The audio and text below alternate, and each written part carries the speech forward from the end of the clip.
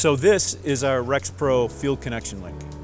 So to assemble the chain, you simply bring the 2 block links up, bring the field connection, the RexPro field connection, slide the pins through, bring the C-side plate onto the pins, bring in the washers, the hardened washers,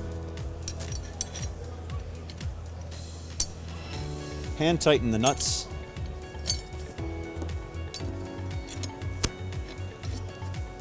and now all you need to do to finish the connection is use an impact driver.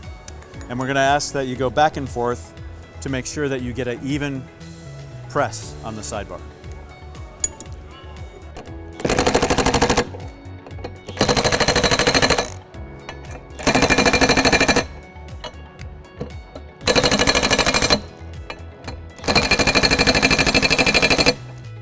Now that we're done, the washer will have shouldered on the pin, the nuts will be flush with the pin head, and the chain will fully articulate.